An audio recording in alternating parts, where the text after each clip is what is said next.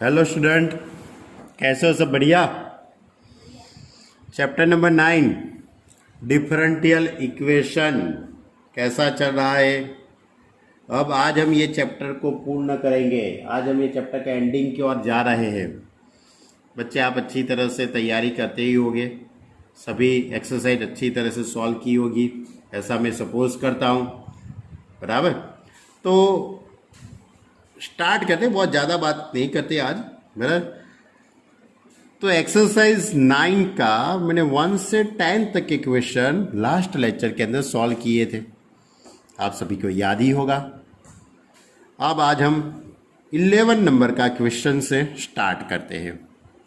Question number 11, find a particular solution of the differential equation x minus A in bracket dx plus dy is equal to dx minus dy given that y is equal to -1 when x is equal to 0। अब इसने ये question solve करने के लिए यहाँ पे एक hint दी है, put x minus y is equal to T.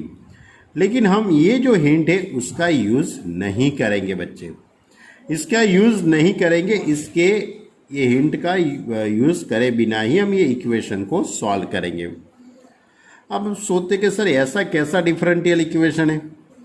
तो ये डिफरेंशियल इक्वेशन है वो इस तरह का है। तो given the differential equation is x minus y into d x plus d y is equal to dx minus dy।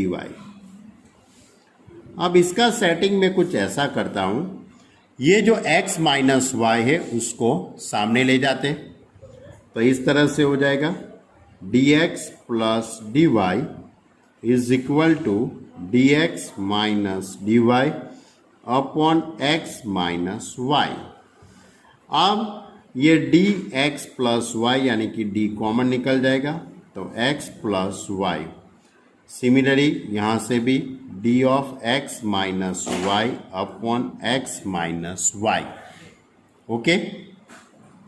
अब इसके दोनों तरफ में इंटीग्रेशन करता हूँ। आप सोचते कि सर ऐसा कैसा आप इंटीग्रेशन करेंगे? बच्चे लोग, ये बहुत मज़ेदार चीज़ है, आपके लिए नई बात है, हमारे लिए तो सब पुरानी बात है, लेकिन हमारे लिए तो नई। देखो, अब सपोज मैं आपको बताता हूं कि साइन x का इंटीग्रेशन x के रिस्पेक्ट में, आपको मालूम है कि माइनस कॉस एक्स होता है, मालूम कि नहीं है? सपोज फंक्शन साइन t लिखा है मैंने और यहाँ पे dt लिखा है, तो आप यहाँ पे क्या लिखेंगे? माइनस कॉस t लिखेंगे। यहाँ पे वेरिएबल क्या है? t है। यहाँ पे वेरिएबल t है तो यहाँ पे आपने dt ही लिखेंगे, t के रिस्पेक्ट में इंटीग्रेशन। इसी तरह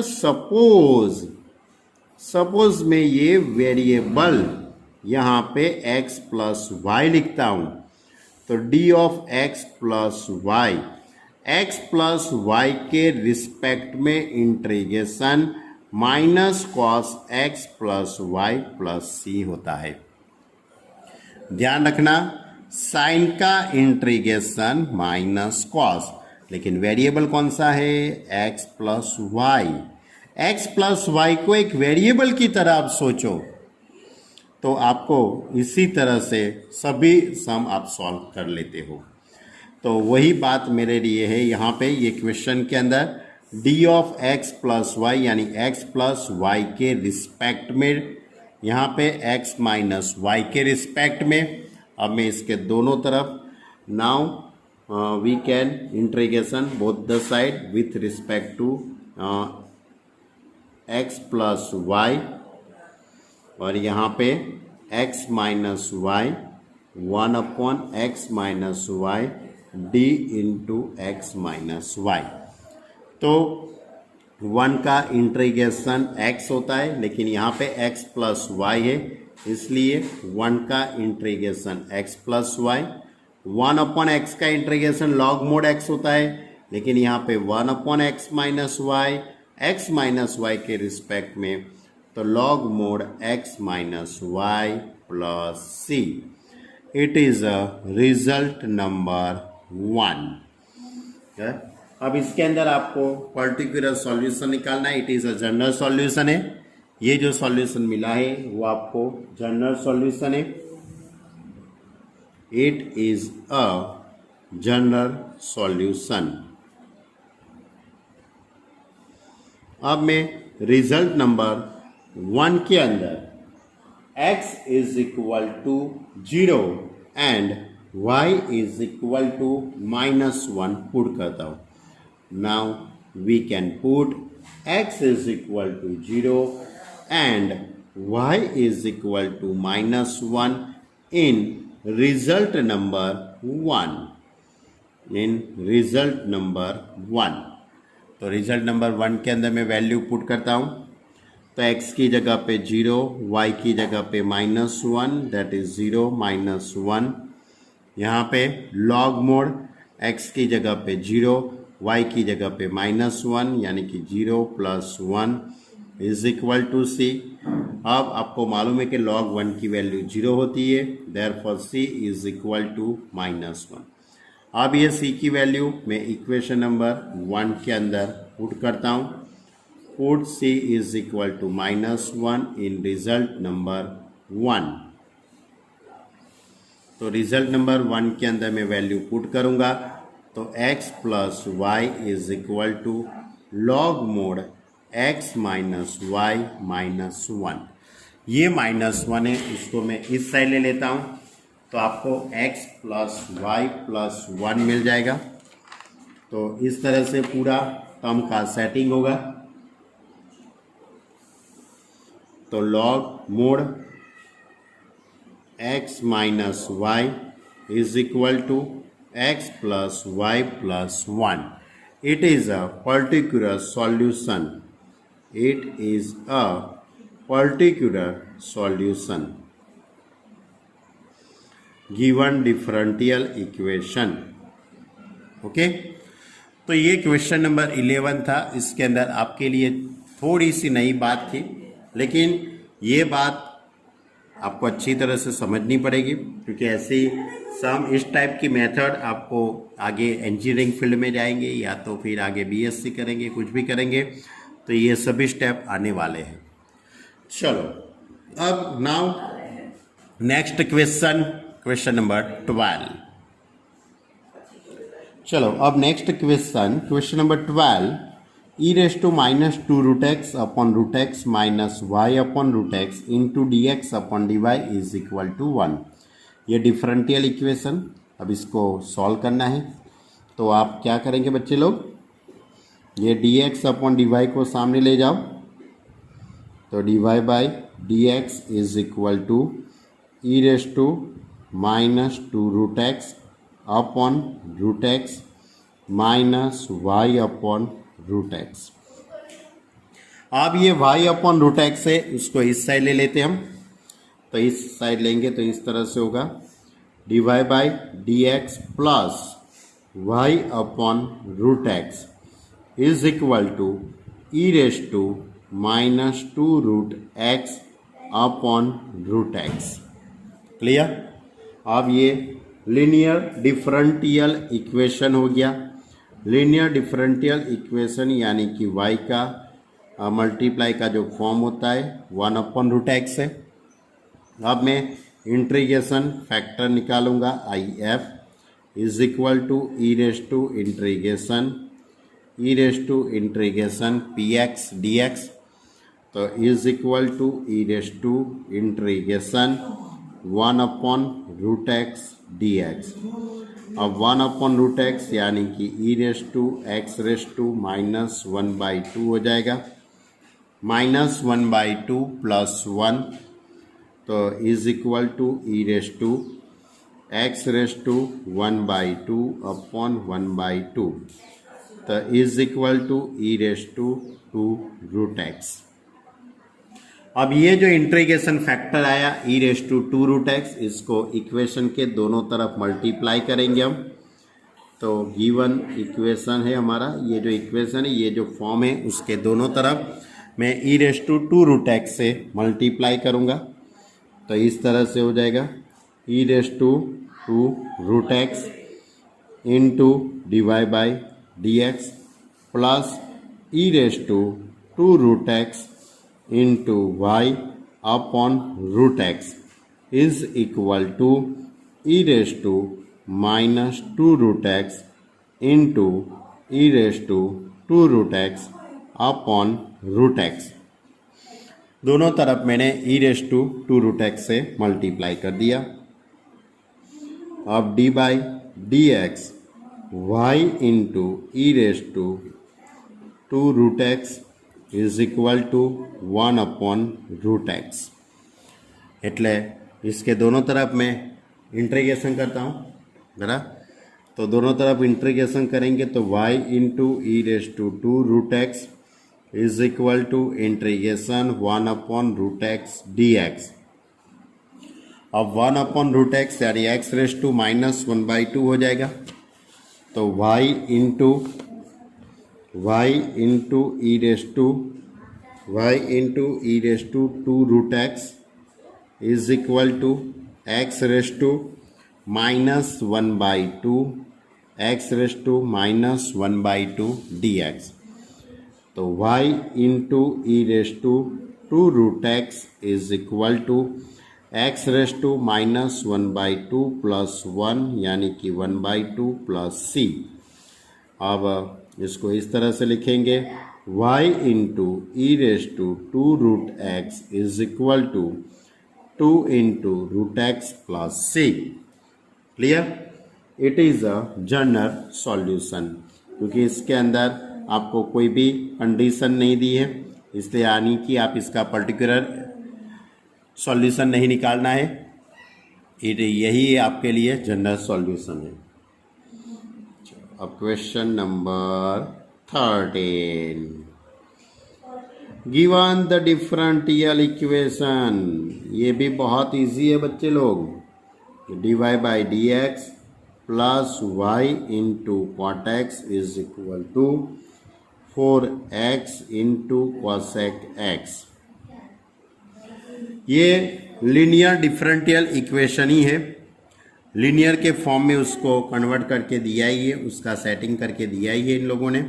अब डायरेक्ट आपको IF ही निकालना है, बराबर। तो y का साथ मल्टीप्लाई में px is equal to cot x. अब integration factor IF is equal to e raise to integration px dx is equal to e raise to integration cot x dx। Cot का integration log mod sine x, तो e raise to log mod sine x.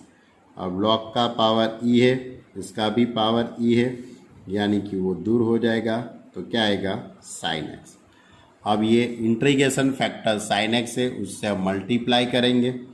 इसके दोनों तरफ मैं sine x से multiply करूँगा,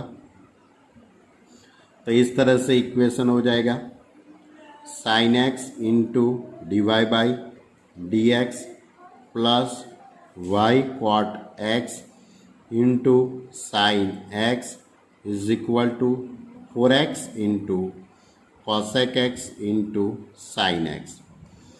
अब यहाँ पे कॉट यानी cos upon sine, sine sine cut हो गया यानी कि कॉस ही रहेगा। तो आप अच्छी तरह से देखिए sine x into d y by d x plus y cos x is equal to 4x, क्योंकि साइन इंटू कॉसेक तो 1 ही हो जाएगा। अब ये मल्टीप्लाई का रूल्स हो गया, तो d by d x y into sine x is equal to 4x। अब इसके दोनों तरफ मैं इंटीग्रेशन करता हूँ।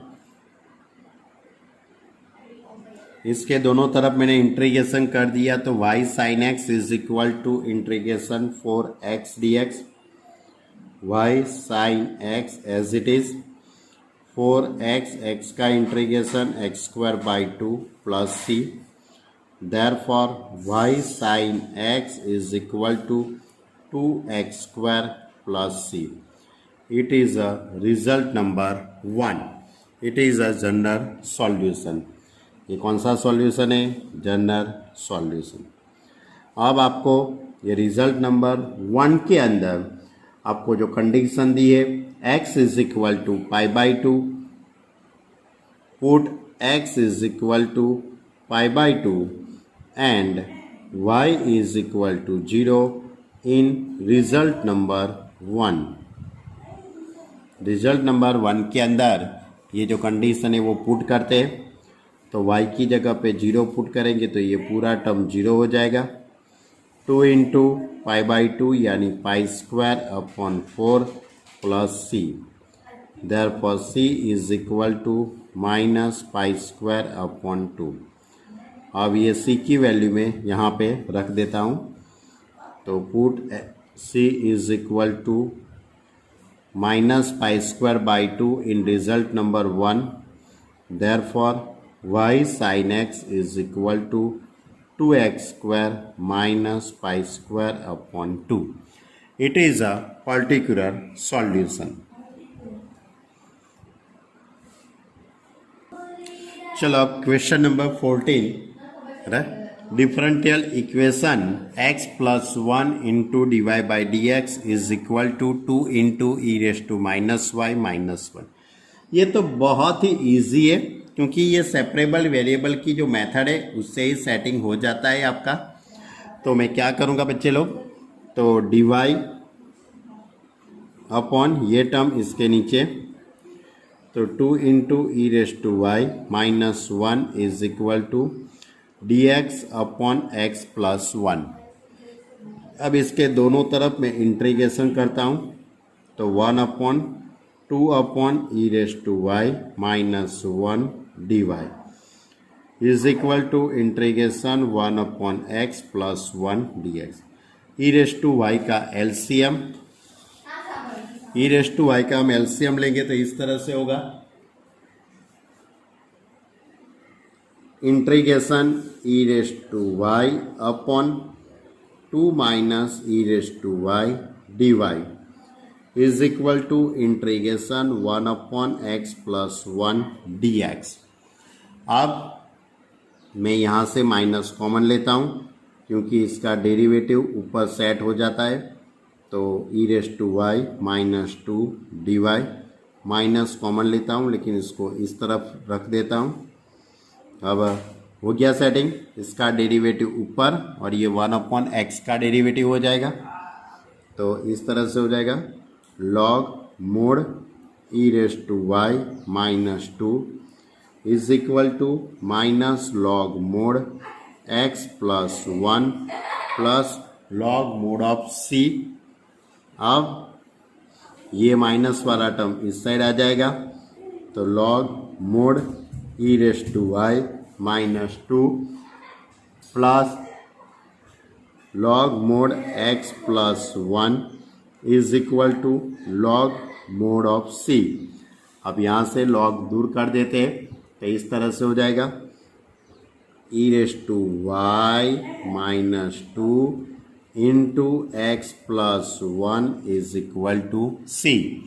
It is a general solution. अब आपके पास कंडीशन है क्वेश्चन के अंदर, कंडीशन है x is equal to 0 and y is equal to 0. मैं इसको रिजल्ट नंबर 1 कहता हूँ. By result number 1 x is equal to 0 and y is equal to 0 put in result number 1, तो ई रेस टू 0 माइनस 2 और 0 plus 1 is equal to c. Therefore c is equal to minus 1 आ जाएगा answer. अब c is equal to minus 1 put in result number 1. By result number 1 तो आपको मिलेगा x plus 1 दूसरे bracket में e raise to y minus 2 is equal to minus 1. It is a particular solution of the given differential equation. चलो अब question number 15. ये 12, 13, 14 ये तीनों तो बहुत इजी थे, 15 भी बहुत ईजी है, लेकिन प्रैक्टिकली समय यानी कि आपको डिफरेंशियल इक्वेशन बनाना पड़ेगा। तो the population of a village increase continuously at the rate of population to the number of its inhabitants present at any time। क्या लिखा है? The population of A village increasing continuously a rate of proportionally to the number of its inhabitants present at any time। यानी कि कोई village है, उसके अंदर population बढ़ रहा है, वो एट प्रेजेंट यानी कि वहाँ पे जो प्रेजेंट पॉपुलेशन है उसके प्रोपोर्शनली बढ़ रहा है। If the population of the village was 20,000 in 1999 and 25,000 in the year 2004, what will be the population of the village in 2009? यानी कि 199 में पॉपुलेशन 20,000 था, अब 2004 के अंदर पॉपुलेशन 25,000 हो गया, तो 2009 में पॉपुलेशन कितना हो जाएगा वो आपको निकालना है। चलो अब सपोज करते कि पॉपुलेशन ऑफ ए विलेज यानी कि कोई स्टार्टिंग का जो टाइम होगा यानी कि उसके आसपास का जो भी टाइम होगा उसमें पॉपुलेशन P है, जैसा हम क्या कहते हैं सपोज कर लेते हैं। अब आपको इक्वेशन बनाना है, यानी कि इस तरह से इक्वेशन बनेगा कि dp upon dt proportionally P, बराबर, यानी dp upon dt is proportional P। अब आपको क्वेश्चन के अंदर ये प्रोपोर्शनल दूर करेंगे तो हम इस तरह से लिखेंगे dp upon dt is equal to k into P, where k is not equal to 0, क्योंकि k कोई कांस्टेंट है। अब आप dp के साथ p वाले टर्म्स ऐड करेंगे, is equal to k into dt। अब इसके दोनों तरफ मैं इंटीग्रेशन करता हूँ, 1 upon p dt is equal to k integration 1 dt। अब 1 अपॉन p का इंटीग्रेशन क्या होगा, तो लॉग मोड ऑफ p, 1 का integration t plus c, it is a result number 1। अब आपको क्वेश्चन में इस तरह से लिखा है कि भाई 2004 में पॉपुलेशन कितना था बच्चे लोग, उस टाइम में पॉपुलेशन था 20,000 का था, बराबर। ये विलेज के अंदर ये जो छोटा सा गांव है, सॉरी 1999 में इन ईयर, मेरी गलती हो गई, बराबर। इसको मैं स्टार्टिंग टाइम लेता हूं, यानी कि t इज इक्वल टू 0, यानी कि इन 1999 ईयर में पॉपुलेशन कितना था, p इज इक्वल टू 20,000। अब मैं रिजल्ट नंबर 1 के अंदर ये वैल्यू पुट करता हूँ। तो मैं p की जगह पे 20,000, तो लॉग 20,000, t की जगह पे 0 प्लस c, यानी कि आपको c की वैल्यू मिल गई, c is equal to log 20,000। अब उसके बाद क्या होता है बच्चे लोग, 2004 में, यानी कि 5 साल के बाद ये पॉपुलेशन 25,000 हो जाता है।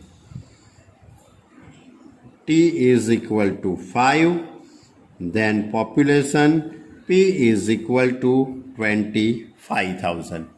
अब इसको मैं रिजल्ट नंबर 1 के अंदर पुट करता हूँ, तो मैं p की जगह पे 25, तो log 25,000, t की जगह पे 5 यानी कि 5k प्लस c की वैल्यू है 20,000। अब ये 20,000 को मैं इस साइड ले लेता हूँ, तो इस तरह से लिखूंगा 5k is equal to log 25,000 minus log 20,000। अब ये माइनस वाला टर्म है, उसको मैं अपॉन में लेता हूँ, तो इस तरह से हो जाएगा 5k is equal to log 25,000 upon 20,000। Clear? यानी कि 5k is equal to log 5 upon 4। अब ये 5 को मैं सामने ले जाता हूँ, तो k is equal to 1 upon 5 log 5 upon 4। Clear? k की वैल्यू भी मिल गई, c की भी वैल्यू मिल गई। अब आपको क्वेश्चन के अंदर क्या फाइंड करना है, देखो क्वेश्चन पढ़ो अच्छी तरह से कि 2009 के अंदर ये पॉपुलेशन कितना हुआ होगा। 2009 के अंदर ये पॉपुलेशन कितना बड़ा होगा, तो इन 2009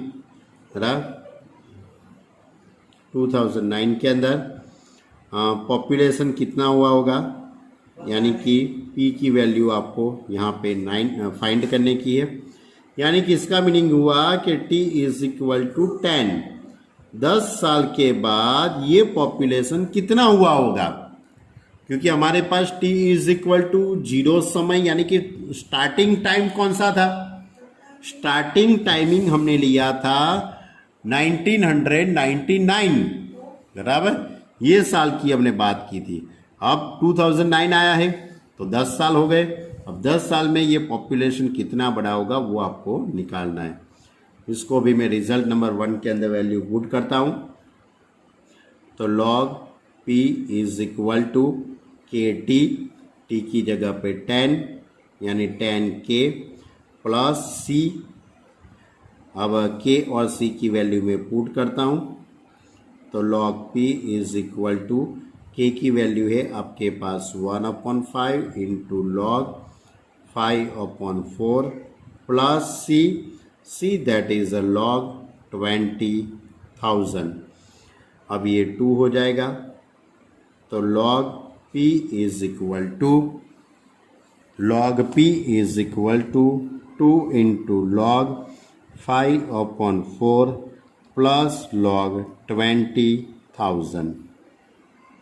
अब ये 2 ऊपर चला जाएगा, अब लॉग दूर कर देते हैं, तो 5/4 का whole square into 20,000। Therefore p is equal to 25/20,000 upon 16। Therefore population कितना हुआ होगा, हम इन सभी का आप मल्टीप्लाई और डिवाइड कर दीजिए, तो 31250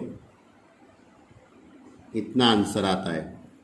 यानी कि 10 साल के बाद पॉपुलेशन कितनी हो गई होगी, 31,250। क्लियर? क्वेश्चन बहुत इजी है, लेकिन स्टार्टिंग का यही टर्म आपको समझना बहुत इम्पोर्टेंट है। ये मैंने कैसे लिखा, बराबर। उसके बाद तो ये प्रपोजनल दूर करेंगे तो क्या आता है, उसके बाद सेपरेबल वेरिएबल की मेथड, और ये भी बात याद रखना 1999 यानी कि t is equal to 0 time लेंगे, स्टार्टिंग का टाइम हम लेंगे, बराबर। इन स्टार्टिंग में पॉपुलेशन 20,000 था, उसके बाद 5 साल के बाद, बराबर, पॉपुलेशन कितना हुआ 25,000, और 2009 में ये पॉपुलेशन कितना हो जाएगा, बराबर। यानी कि 10 साल के बाद ये विलेज के अंदर कितनी पॉपुलेशन होगा वो निकालना था। ओके, तो ये थी हमारी एक्सरसाइज 9 का क्वेश्चन नंबर 15। अब क्वेश्चन नंबर 16 की जो बात है वो बहुत इजी है। 16, 17, 18 वो तीनों 3 MCQ है, बराबर। वैसे तो बहुत इजी MCQ है, बराबर। चलो MCQ 16 इतने खुपचे में तो नहीं आएगा, लेकिन जगह बिगाड़ना भी मैं नहीं चाहता हूं। तो जब the general solution of the differential equation y into d x minus x into d y upon y is equal to 0। अब ये y का टर्म सामने ले जाएंगे तो y d x minus x d y is equal to 0। देखो अब ये टर्म मैं सामने ले गया तो y d x is equal to x into d y. अब ये x इसके अपॉन में आ जाएगा और y इसके अपॉन में आ जाएगा, यानी कि अपना ये टर्म इस तरह से सेट हो जाएगा d x upon x is equal to d y upon y. अब मैं इसके दोनों तरफ मैं इंटीग्रेशन करता हूँ तो integration 1 upon x d x is equal to 1 upon y d y. अब 1 अपॉन एक्स का इंटीग्रेशन क्या होता है बच्चे लोग, आपको मालूम ही है, लॉग मोड एक्स होता है। ये log mod of x is equal to log mod of y. अब प्लस सी अपना जो आंसर यानी कि जो ऑप्शन दिया है वो ऑप्शन का सेटिंग करने के लिए मैं लॉग सी इस तरह रख रहा हूं is equal to log mod of y. Therefore log mod of c x is equal to log mod of y. अब दोनों तरफ से लॉग दूर हो जाएगा तो y is equal to c x. यानी कि ये ऑप्शन आपको क्वेश्चन में दिया है, ये ऑप्शन सी आता है, सी ऑप्शन का ये आंसर। चलो अब इसके बाद एमसीक्यू नंबर हमारे पास है 18 नंबर का, नहीं सॉरी 17। ये भी बहुत इजी है, डिफरेंशियल इक्वेशन है dy by d x plus P1x is equal to Q1। बच्चे लोग यहाँ पे dx अपॉन dy है, sorry student, dx upon dy इस तरह से है। फिर से लिखता हूँ dx upon dy plus P1x is equal to Q1। यानी ये लीनियर डिफरेंशियल इक्वेशन ही है, लेकिन वेरिएबल x और वेरिएबल y उसको इंटरचेंज करके लिखा है। यानी कि आपको पहले इंटीग्रेशन फैक्टर निकालेंगे हम, तो हम integration factor I F is equal to e raise to integration P1 dy हो जाएगा, क्योंकि P1 और Q1 वो वेरिएबल y का टर्म हो जाएगा, यानी integration e raise to P1 dy। अब पूरे इक्वेशन को मैं इंटीग्रेशन फैक्टर से मल्टीप्लाई करूंगा तो e raise to integration P1 dy into d x upon d y plus P1x into e raise to integration P1 dy is equal to Q1 into e raise to P1 dy। अब हमारे rules के according ये पूरा जो term होगा वो multiply का rules ही बनने वाला है, यानी d upon d y x into e raise to integration P1 dy is equal to Q1 into e raise to integration P1 dy। अब इसके दोनों तरफ मैं y के रिस्पेक्ट में डेरिवेटिव करता हूँ तो x into e raise to integration P1 dy is equal to integration Q1 into e raise to integration P1 dy। Clear? यहाँ भी आपका आंसर सी ऑप्शन ही सेटिंग होता है, सी ऑप्शन ही इस टाइप का क्वेश्चन है। और सॉरी, अब यहाँ पे प्लस सी भी आपको लिखना पड़ेगा, प्लस सी, यानी कि सी ऑप्शन है। चलो अब क्वेश्चन नंबर 18 की बात करते हैं। हमारे पास जो क्वेश्चन नंबर 18 यानी कि वो भी एक छोटा सा एमसीक्यू है, इस तरह से है।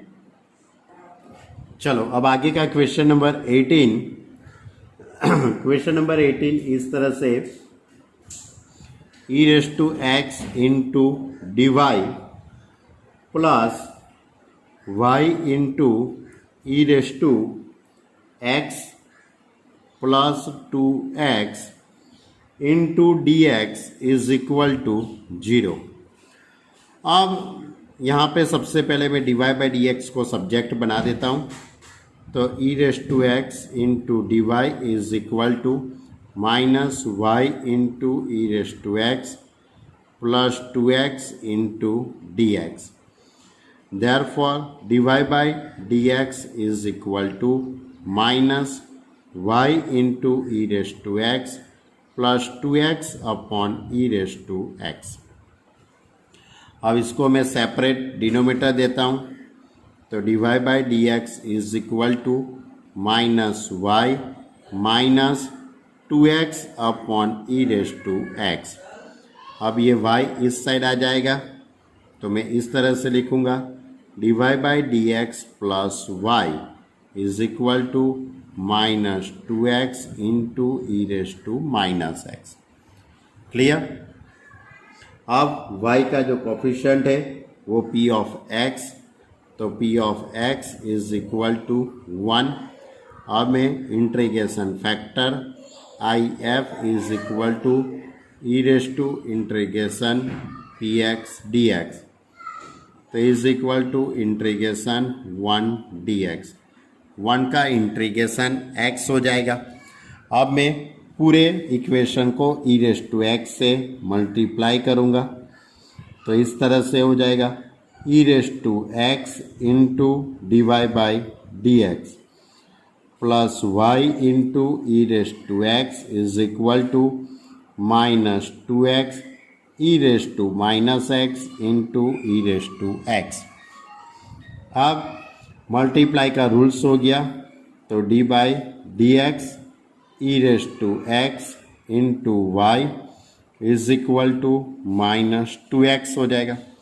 अब इसके दोनों तरफ मैं x के रिस्पेक्ट में डेरिवेटिव करता हूँ y into e raise to x minus 2x d x. Therefore y into e raise to x minus 2x square upon 2 plus c। अब यहाँ से ये 2 कट कर देते हैं, यानी कि इस तरह से हो जाएगा y into e raise to x plus x square is equal to c। It is a general solution, यानी कि आपका यहाँ पे आंसर का जो सेटिंग होता है वो सी ऑप्शन आता है। बराबर। तो ये थी हमारी एक्सरसाइज 9। एक्सरसाइज 9 के अंदर 1 से 18 तक के क्वेश्चन कंप्लीट हो गए, यानी कि एक्सरसाइज 9 कंप्लीट हो गई। अब इसके आगे इलिस्ट्रेशन की बात करनी है। देखो स्टूडेंट, अब हम एग्जाम्पल नंबर 25 लेता हूं मैं। देखो मिसलेनियस एग्जाम्पल 24 से जो स्टार्ट होते हैं उसमें 24 नंबर का भी बहुत इजी है। ये बहुत इजी है, सिर्फ इसमें सेकंड डेरिवेटिव फर्स्ट डेरिवेटिव करके उसके लेफ्ट हैंड साइड में पुट करना है, आंसर 0 ला देना है। अब ये एग्जाम्पल नंबर 25 ये भी थोड़ा इजी है, लेकिन मैं करा देता हूँ क्योंकि थोड़ा प्रैक्टिकली सम है। From the differential equation of the family of circles in the second quadrant and touching the coordinate axis from the differential equation of family of circle।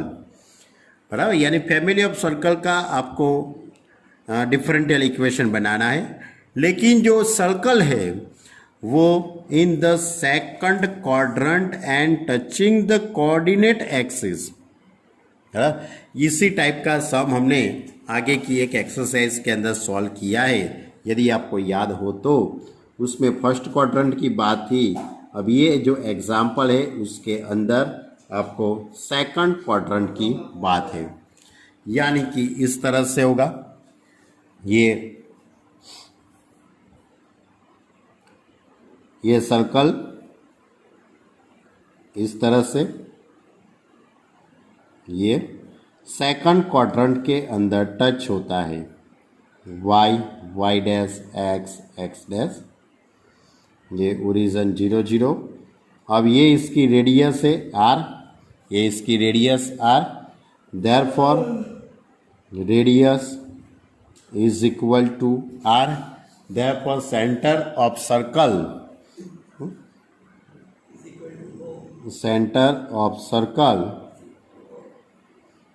Is equal to कौन सा हो जाएगा, -r + r। Minus r plus r. क्यों बच्चे लोग? क्योंकि second quadrant, second के अंदर x coordinate negative and y coordinate is a positive. अब मैं इक्वेशन ऑफ सर्कल की बात करता हूँ। इक्वेशन ऑफ सर्कल या तो फैमिली ऑफ सर्कल का equation of family of a circle, तो हमारे पास इक्वेशन है एक्स माइनस एच का whole square plus y minus k whole square is equal to r square. अब इसके अंदर मैं वैल्यू पुट करता हूँ तो इस तरह से हो जाएगा एक्स प्लस आर का whole square plus y minus r का whole square is equal to r square. अब मैं इसका डेरिवेटिव करूँगा और डेरिवेटिव करके यहाँ पे जो वेरिएबल आर है, बराबर, जो कांस्टेंट टर्म जो आर है उसको सब्जेक्ट बना के मैं ये इसके अंदर पुट करूँगा तो मुझे डिफरेंशियल इक्वेशन मिल जाएगा। पहले मैं इसका simplify x square plus 2xr plus r square y square minus 2yr plus r square is equal to r square.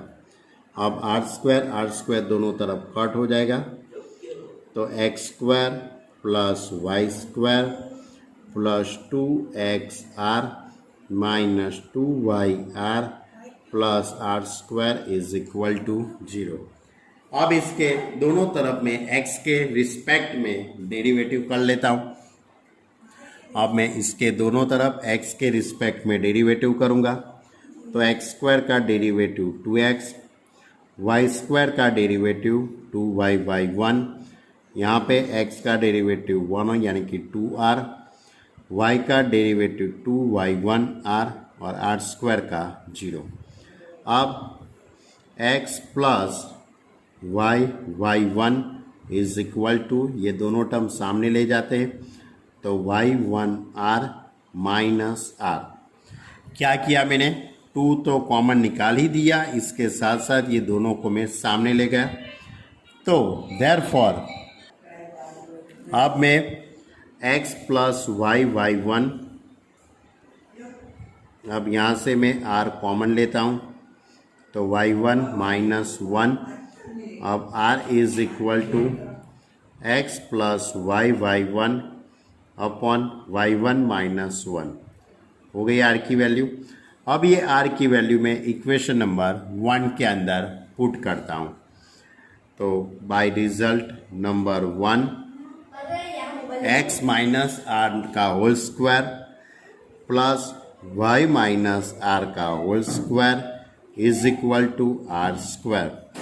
अब मैं ये इक्वेशन में r की जगह पे वैल्यू पुट करता हूँ तो x minus x plus y/1 upon y1 minus 1 का होल स्क्वायर प्लस y, बच्चे लोग यहाँ पे थोड़ा प्लस आएगा, क्यों? क्योंकि यहाँ पे प्लस आर है ना, तो ये यहाँ पे प्लस हो जाएगा तो y minus y1 r that is x plus y/1 upon y1 minus 1 का whole square is equal to r square. तो x plus y/1 upon y1 minus 1 का होल स्क्वायर। अब यहाँ से मैं y1 माइनस 1 को LCM ले लूँगा तो क्या हो जाएगा xy1 minus x plus y/1 उसका whole square upon y1 minus 1 का होल स्क्वायर प्लस, इसी तरह इसका भी मैं LCM लूँगा तो इस तरह से हो जाएगा y/1 minus y minus x minus y/1 का whole square upon y1 minus 1 का whole square is equal to x plus y/1 का whole square upon y1 minus 1 का होल स्क्वायर। तो y1 माइनस वन का होल स्क्वायर है वो cut हो जाएगा, यहाँ से x कट हो जाएगा, तो क्या रहेगा आपके पास xy1 प्लस y1 का होल स्क्वायर प्लस, अब ये y1 कट हो जाएगा, माइनस x माइनस y, इसमें से माइनस कॉमन निकलेगा और उसका स्क्वायर, तो x प्लस y का whole square is equal to x plus y1 का स्क्वायर। अब मैं यहाँ से ये y1 को कॉमन ले लेता हूँ, तो y1 square x plus y का whole square plus x plus y का whole square is equal to x plus y1 का होल स्क्वायर। अब इसमें से दोनों में से x प्लस y का whole square common, therefore y1 square plus 1 is equal to x plus y1 का स्क्वायर। अब मैं y1 की जगह पे dy बाई dx पुट करता हूँ, तो इस तरह से dy बाई dx का square plus 1 is equal to x plus y into dy by dx का whole square. It is a differential equation, यानी कि आपको क्वेश्चन के अंदर डिफरेंशियल इक्वेशन निकालना था। डिफरेंशियल